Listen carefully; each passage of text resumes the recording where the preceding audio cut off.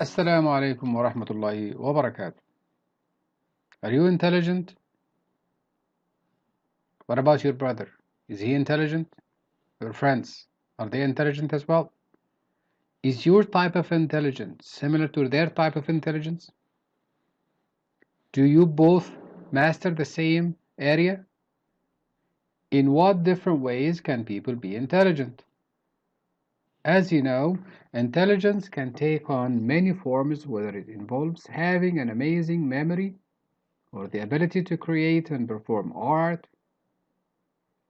Writers, scientists, scholars, artists, we all have explored the intelligence and the different ways people learn and process information. In this unit, Unit 4, we will allow you to consider a range of perspectives on the concept of human intelligence. Let's get started.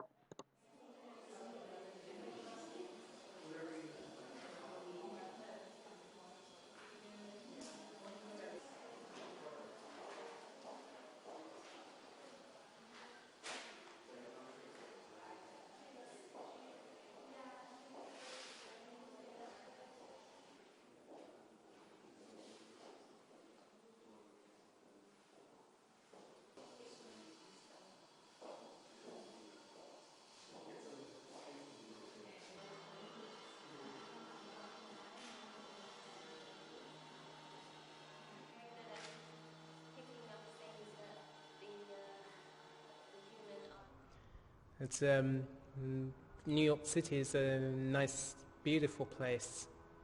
Squared avenues, tallest story buildings, skyscrapers, and the Empire State Buildings is my favorite.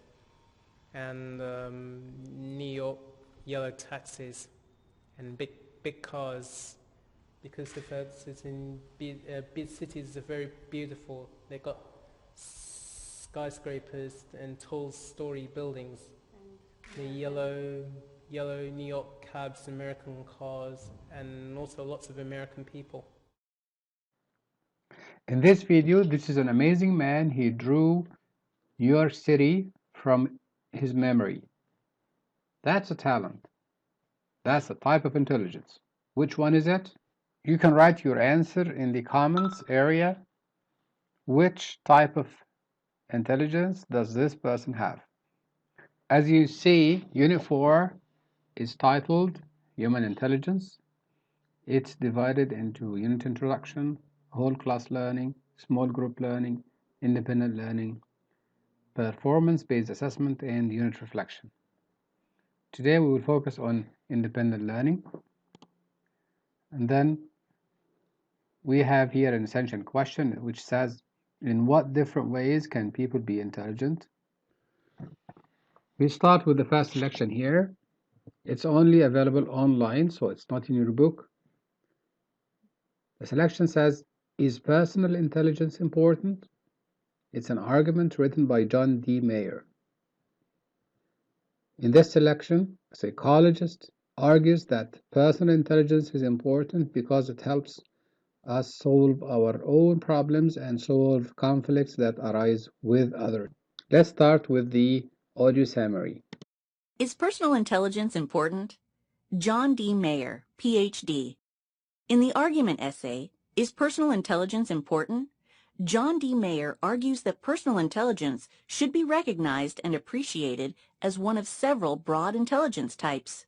The author defines personal intelligence as the ability to reason about our own and other people's personalities. This includes thinking that different people think and act based on their personality. Although all kinds of intelligences are important, they are not all the same.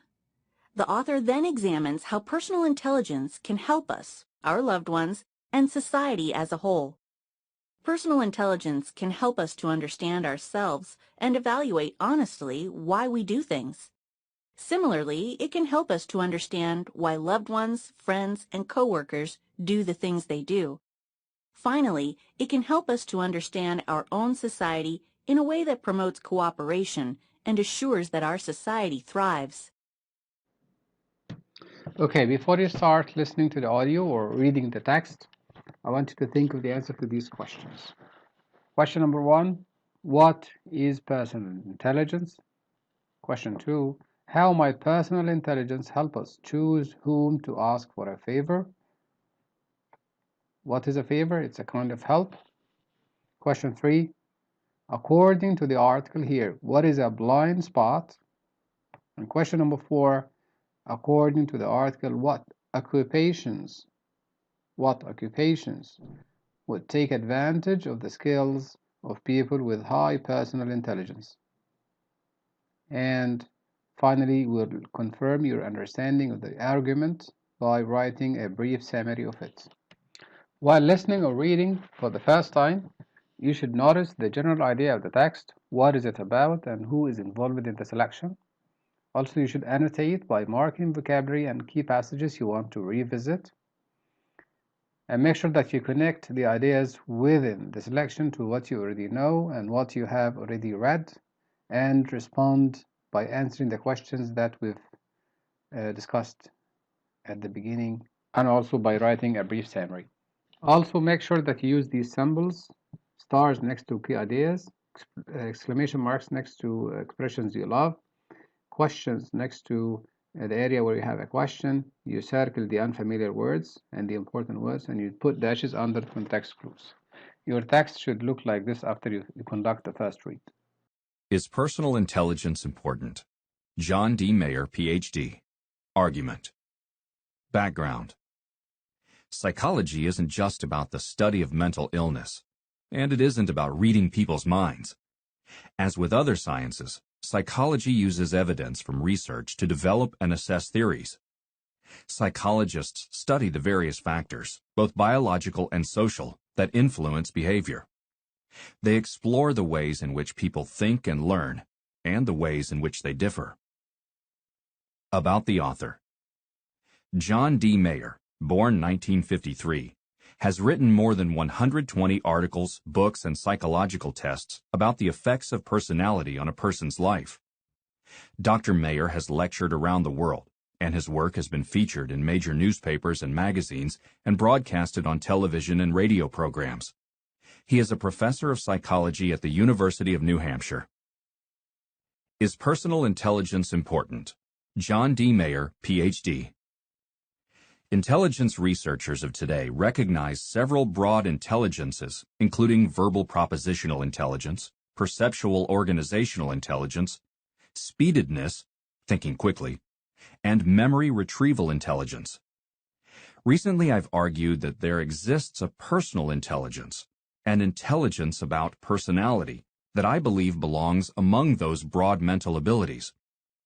Personal intelligence is the capacity to reason about personality as a whole, including our motives, emotions, thoughts, values, and self-control. Why is personal intelligence important? Because we use our personal intelligence to solve problems about ourselves and about other people, including our loved ones. And what could be more important than competently resolving problems that concern the people we care about? What kinds of problems does personal intelligence address? Personal intelligence addresses questions such as who to spend time with, who to work with, and who to ask for help. When we make choices about other people, we often start by identifying patterns in their behavior. If Corey is sympathetic to others and modest, we can use our personal intelligence to deduce that he cooperates with others and is less likely to be highly emotional.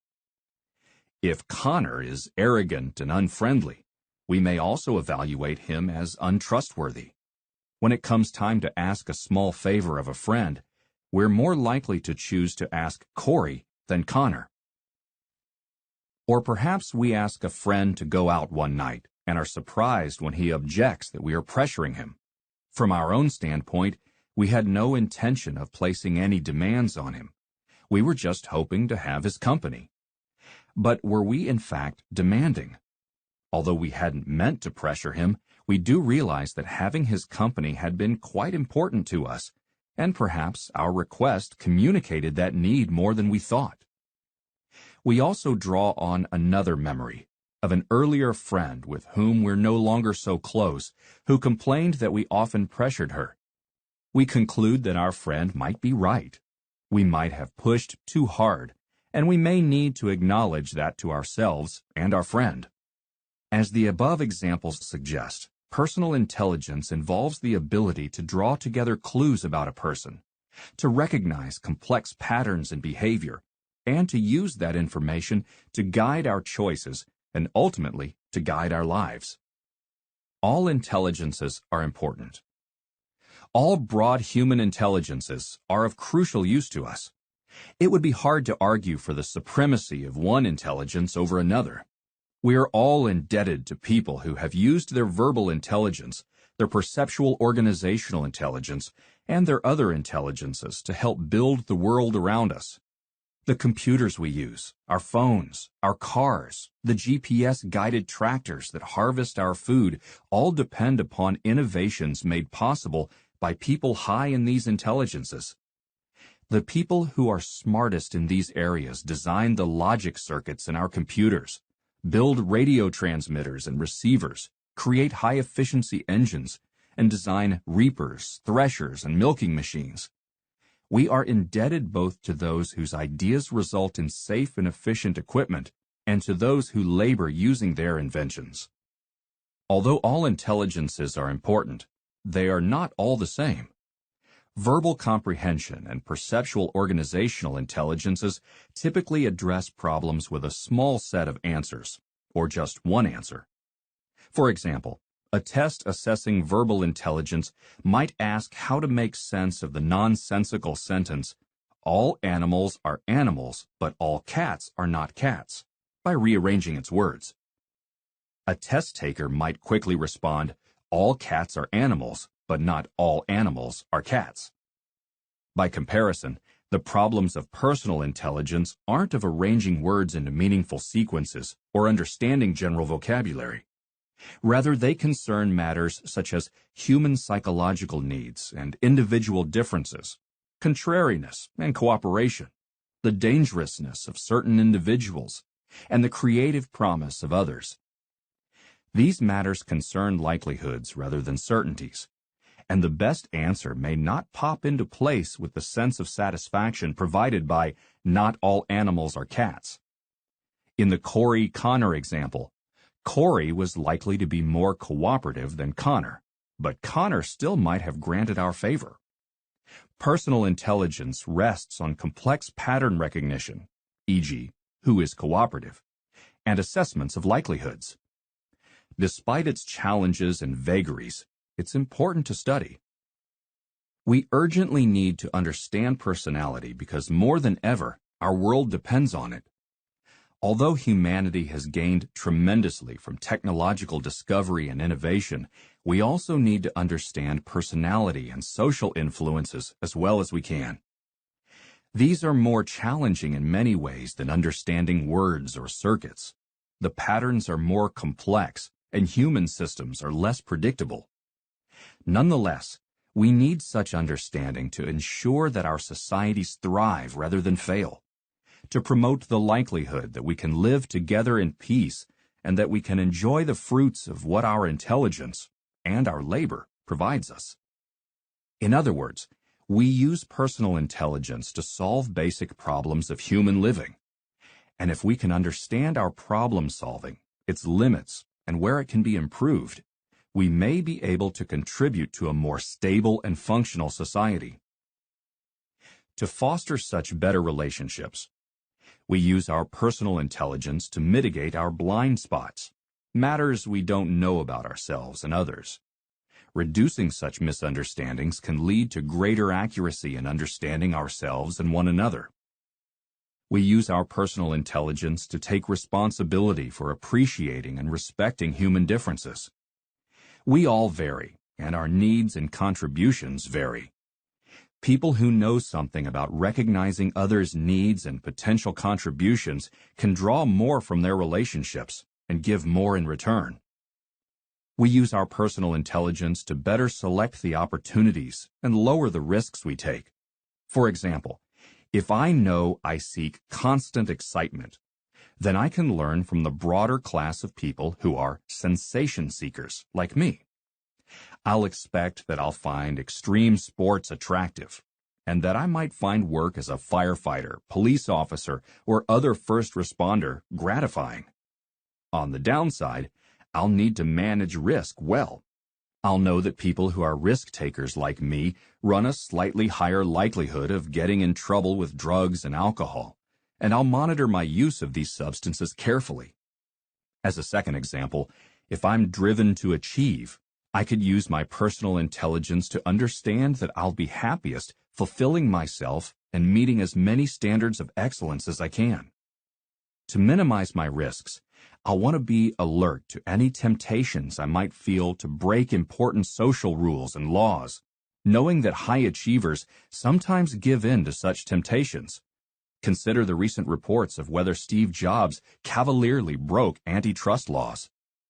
Here are some of the ways that studying personal intelligence can help us as a society. We need to better acknowledge and respect people who use their personal intelligence well. We benefit not only from our computers, phones, cars, and farms, but also from people who understand themselves well and interact with others with respect and understanding. To go a bit further, both people-oriented and product-oriented leaders get good results. But who would you want managing your organization? Someone who frequently resorts to force and ignores people's needs, or someone who motivates excellence through understanding and inspiring people? Measures of personal intelligence can help us identify people whose abilities to solve problems in the area of personality that are above average. People who see themselves and others most clearly are likely to excel at certain occupations, human resources, counseling, relative to others. They also may be more effective leaders or advisors to leaders than people without such skills. Studying personal intelligence will teach us the advantages and limits of personality prediction. For example, we know that we can use personality-relevant information to predict people's behaviors at levels above chance. We can also understand how good we can get at such prediction, somewhat above chance levels, rarely perfection. The study of personal intelligence involves understanding the foundations of reasoning about personality. As our grasp of how people reason successfully about one another increases, we can better teach that information, strengthening everyone's abilities in this area. True, we can't solve human problems with personal intelligence alone. Advances in our psychological well-being depend not only on our self-understanding, but on other matters as well, including our physical health and social context. We need to promote our health because good brain functioning underlies all forms of problem solving. We need to improve our social conditions, which requires a better appreciation of social intelligence, understanding power relationships, politics, and in and out group relationships, because that communal level of organization helps tie us together in, we hope, peaceful ways.